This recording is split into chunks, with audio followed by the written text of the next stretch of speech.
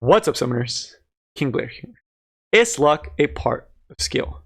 Now, this is a question that often gets asked as a meme, but honestly, I'm here to tell you guys that luck and skill are sometimes and can be correlated to an extent. Now, this does not mean that if you miss 20 dual attack chance or you miss 100 million debuffs or 15% all the time, that means you're a bad player or that player is better than you. That sometimes RNG and luck is just RNG and luck. But there are things that you can do to mitigate this RNG and that can drive your decision making when you're playing PvP in Epic 7. Right? And that's what we're going to be talking about today. The way I kind of want you guys to think as a real life example, think of something like poker. Poker is a game that for the most part, it is a lot of luck, right? Whatever hand you get is a lot of luck, but there are a lot of odds of certain things happening. And the skill aspect comes by mitigating those RNG factors and taking certain risk according to RNG. And that's the same correlation I'm going to try to make here with Epic 7.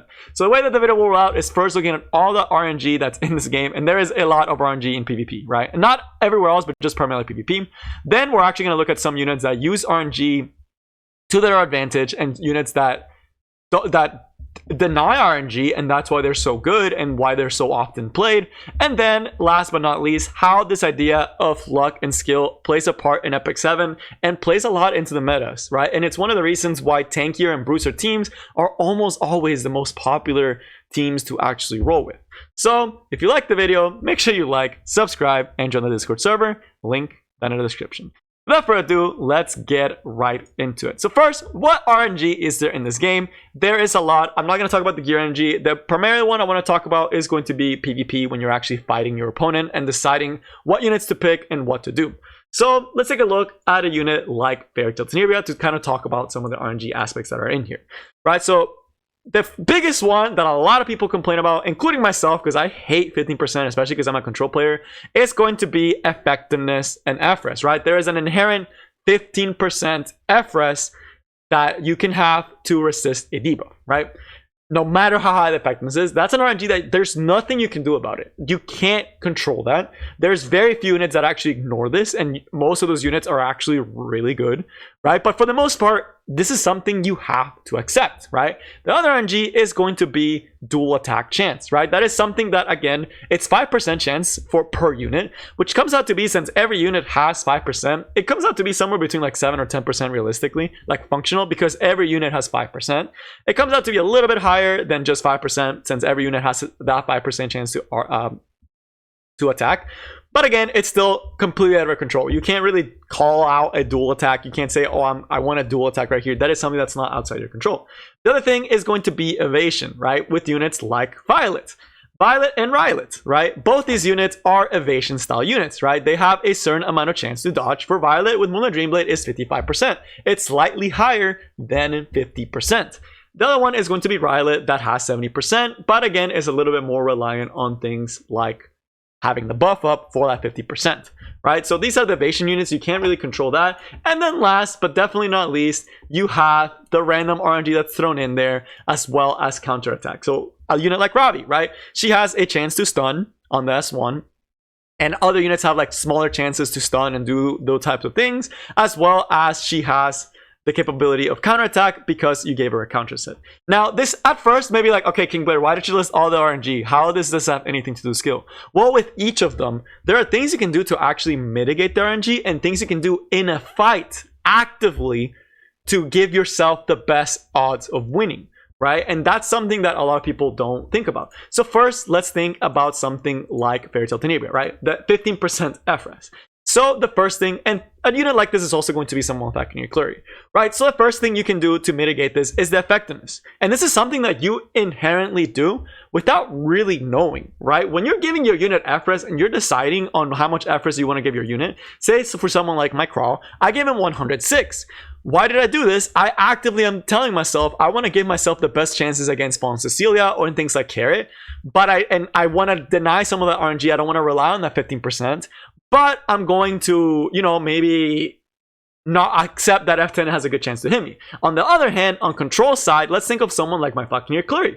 How much effectiveness do I want to give my Falconeer Clury? I gave her 96 because I was like, okay, I want to be able to hit Crow, right? Potentially, right? I know I still have a 15% chance to miss, right? But I want to still have that opportunity to potentially hit units like Crawl and maybe low FRES units like like mid FRS units, like some Soul Weavers, like some mid Chloes are not over 150.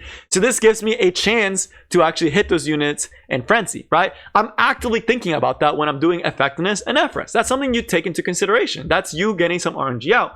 There are times that you may feel you got 15% in, but there are units out there with very high FRS, right? So with something like my Sage Ball, there are times where I will miss a debuff on a squishier unit, like let's say an Archdemon Mercedes, but there are people out there with FRS Archdemon Mercedes, right? So that's the first part of effectiveness and FRS that you can take into consideration. The other thing is when you are drafting someone like Fairy Tail Tenebria, she gives you a very good chance to win the game, right? But you have to accept it's a 15% chance for you to miss. That means that there is a very good chance when you're doing this skill against an enemy team that has full immunity, there is a very good chance you're going to miss a debuff. You are going to miss it. Statistically, you will miss. So if you're strictly relying on Fairy Tail Tenebria to win you the fight, right, to land the debuffs on everyone, that is where the luck versus skill comes into play.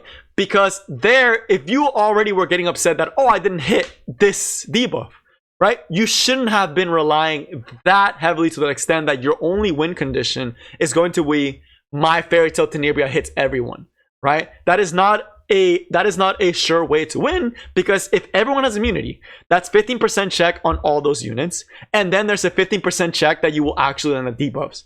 You are bound to miss a debuff, and understanding that, knowing that that is going to happen, is a part that you mitigate skill and can use that to your advantage for the effectiveness and FRS and take certain risk. Yes, Fairy Tail Tenebria's S3 is incredibly strong, but there's that. And then when countering, that's why people have surefire ways to counter Fairy Tail Tenebria if they don't want to deal with it, right? So things like Violet, that's the reason why he's such a good counter to Fairy Tail Tenebria, because he will always dodge. Ball and Cecilia will always strip the barrier if you have immunity, right? So these are things that you can use to mitigate that RNG if you don't just want to rely on FRS, or if you don't want to rely on missing, or you don't want to rely on Earth Heroes, right? So that's the first one, where you can mitigate certain aspects to it with the effectiveness FRS. Then there's going to be dual attack chances. Now this one, I'm gonna be honest with y'all, dual attack chances is BS. I have no defense for dual attack chance. Dual attack chances is just actually, it should not be in the game, because there's not a lot you can do to mitigate it. There's nothing really you can do. It's completely RNG. So that's the one thing I will give, that there is zero skill to dual attack chance. It's just, the only skill is that there are situations, there are unwinnable fights that you calling out the dual attack chance and not letting yourself loose to it, that's the only thing you can do, right? So if you're deciding whether you should kill Unit X or Unit B, you have to think, okay, what are the chances that they will proc a dual attack chance? And I know that's bad to think about, but it's something you have to think occasionally. Same thing if you're going against someone. When you're going against someone and it's not looking great, and you're like, okay, the only way I win this is if I dual attack chance here, right? And you accepting that RNG and going for it and throwing the dice and potentially winning in the fight, that's the only skill aspect that there's really to dual attack chance, but it's so negligible that it's not great, right? It's not great. Dual attack chance, I've always felt like it's the least amount of RNG, but there are times you'll hear top level players when they're playing, they're like, I need a dual attack chance here. And they will go for it actively. They will not use their S3 because they want to try to go for the potential dual attack chance. That's the only aspect that comes to RNG. Then there's something like evasion. So for the most part, for evasion, you actively have to play around the unit, right? And the way you manage it is, right now, Violet is a very hard to deal with unit. And a lot of people do struggle with Violet, but there are people that are finding ways to mitigate the RNG, right? So what are some ways you can do this?